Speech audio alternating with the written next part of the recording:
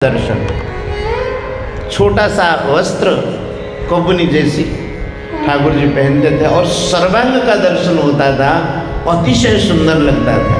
वस्त्रों में और आभूषणों में ठाकुर जी जितने सुंदर लगते हैं और उनका श्रीअंग अगर कोई आभूषण न हो तो ज्यादा सुंदर दिखता है। आभूषणम भूषित भूषितांगम, भगवान के श्रीअंग में लग करके ये आभूषण जो है आभूषित हो जाते हैं, सुशोभित हो जाते हैं। तो ठाकुर जी दो हाथ प्रकट करके अपने पीताम्बरी को संभाल लेते हैं। कुंभनदास जी घोड़ा बने हुए हैं, ऊपर देखते ये क्या हो रहा है।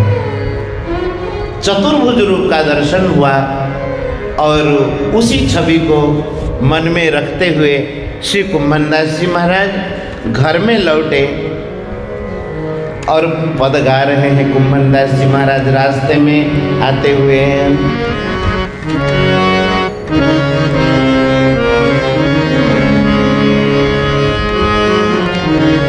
पायो हो हरिनी के आनी, पायो हो हरिनी के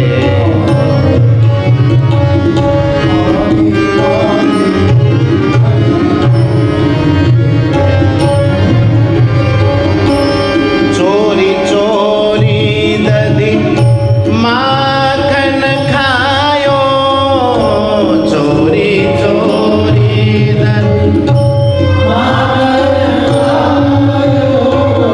चोरी चोरी माखन खायो, चोरी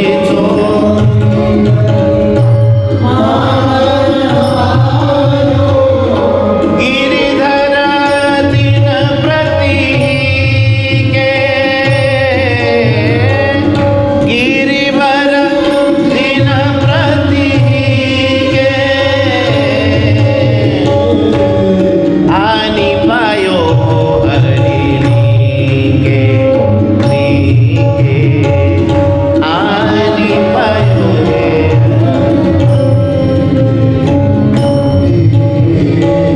महाराज जी। जब श्री ठाकुर जी चोरी कर रहे थे, गोपाल जी बोले आगे ले, आनी पायो हरिणी के आनी पायो है हरि।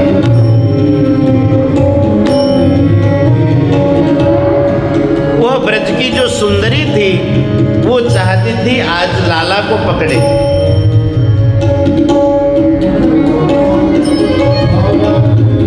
वाह वाह भाई।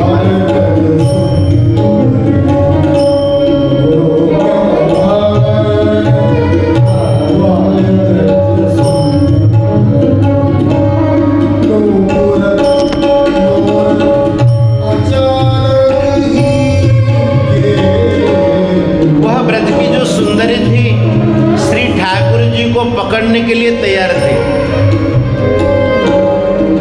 रोक्यो भवन द्वार ब्रज सुंदरी, रोक्यो भवन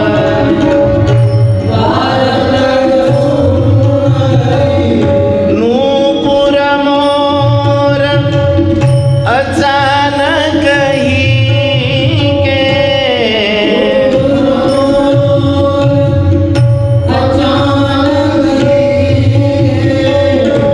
गोपी कह रही है लाला अब कैसे जाएंगे, आज तो हमने पकड़ लियो। अब ठाकुर जी के मुंह में दूध दही मक्खन आदि सब भरा हुआ है। ठाकुर जी कह रहे हैं छोड़ दीजिए, मुझे मुंह में तो सब भरा हुआ है ना।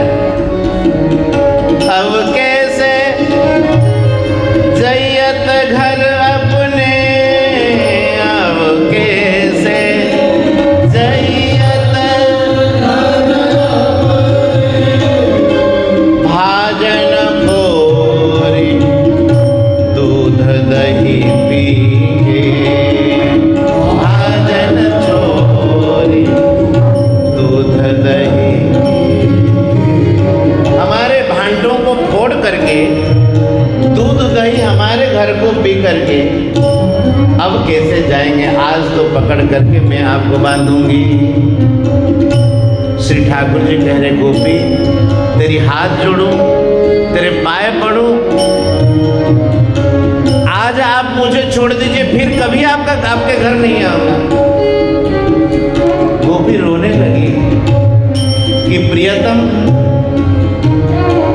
मैं तो यही चाहती हूं कि आप हमारे घर सदा आए, और आप क्या कह रहे हैं, अब की बार छोड़ दो, फिर कभी नहीं आऊंगा। तो गोपी सोचने लगी अब तो बांधूंगी, क्यों कि ये हमारे घर आए, मैं यही तो चाहती हूँ, और ये कह रहे कि आज छोड़ दो तो फिर नहीं आऊंगा, तो आज हम छोड़ेंगे नहीं। गोपी ने कहा कि नहीं, हम तो आपको आज बरबस बांधेंगे। श्री ठाकुर जी ने कहा ये तो बांधेगी, क्या करें, कोई उपाय? सर्वोपायविद ठाकुर जी, सब उपाय उनको ज्ञात है। श्री ठाकुर जी के मुख में जो दही मक्खन आदि भराता था, गोपी के मुंह में फू करके मार देते हैं ठाकुर जी, गोपी आंख मलने लग जाती है और वो छू हो जाते हैं। बोल भक्त वत्सल भगवान की। कुंभन दास प्रभु भले परे पद, कुंभन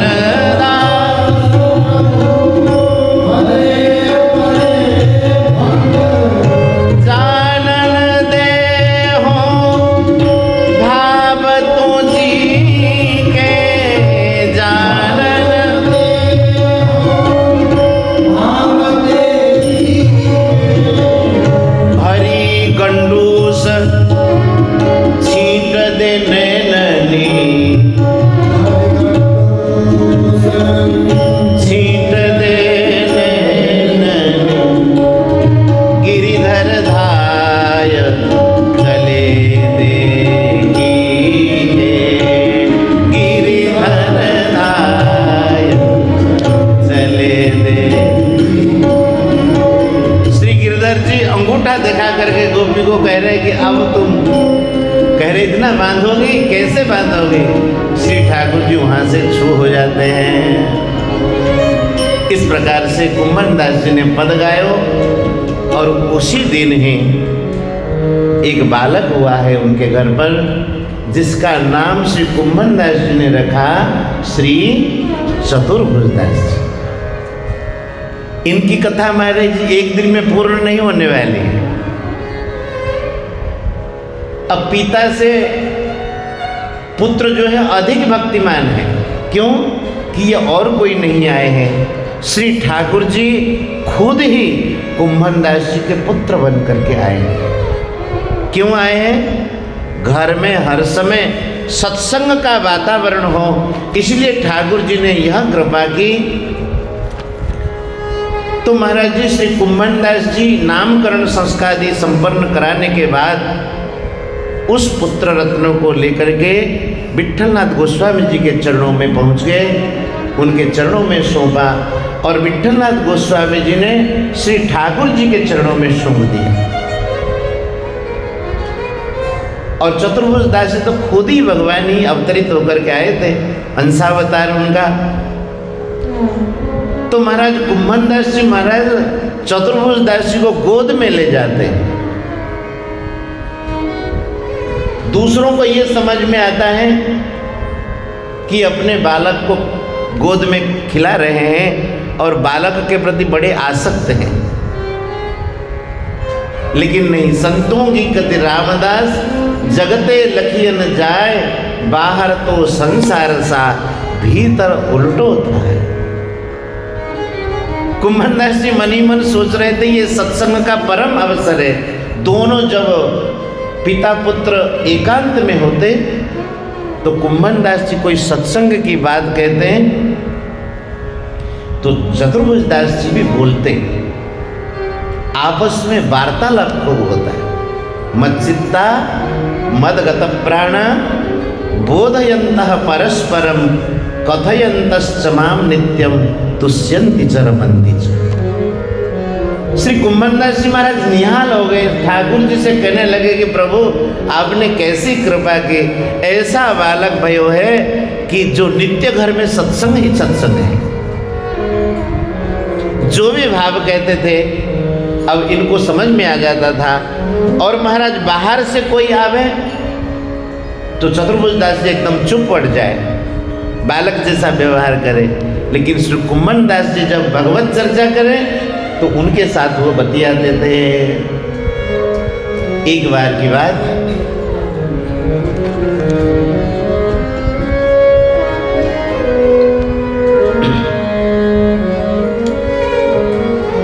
जमुनावती ग्राम में ही अपने घर पर बैठे हुए श्री कुम्भन दास जी और श्री चतुर्भुज दास जी, समय का पता नहीं, रात दिन सत्संग कीर्तन भजन आदि में लगे हुए हैं। अर्धरात्रि का समय, श्रीनाथ जी का दर्शन वहीं से हो रहा है मंदिर में। और श्री कुम्भन दास जी के मन में एक भाव स्फुरित हुआ। रात्रि में जब गोसाई जी संपूर्ण सेवा करने के बाद श्री ठाकुर जी को पलंग पर पौढ़ाते हैं तो बड़ी ठाकुर जी की शोभा हो रही है और उस शोभा को दीपक के प्रकाश में दर्शन कर रहे हैं श्री कुम्भन दास जी महाराज। बड़ा सुंदर भाव है और पद भी सुंदर है, आप लोग भी साथ साथ गाएं।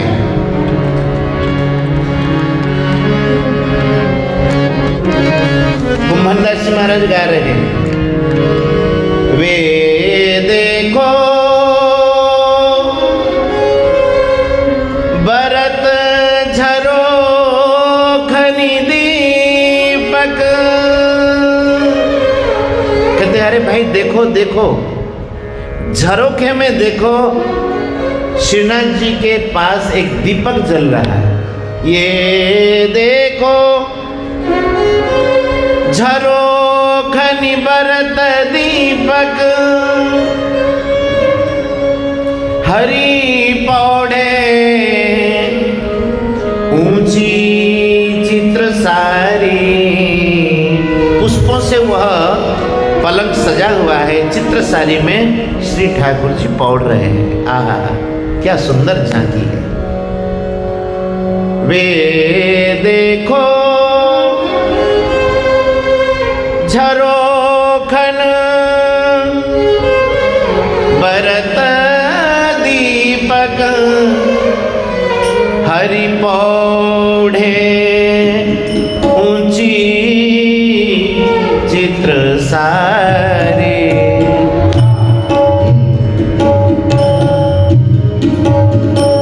हरि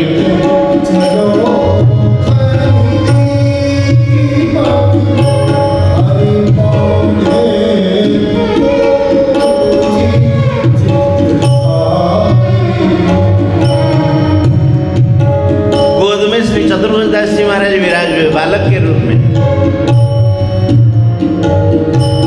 दूसरे पद को ये गाने लगे हैं, उस दीपक के प्रकाश में श्री ठाकुर जी का मुख कमल का दर्शन हो रहा है और श्री किशोरी जी प्रियतम के मुख कमल का दर्शन करके मुक्त हो रही है। झरोखे में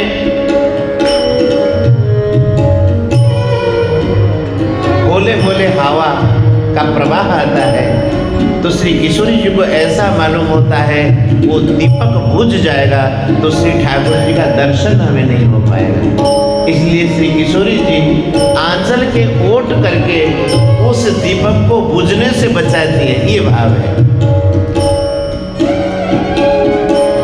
सुंदर बदन निरखिवे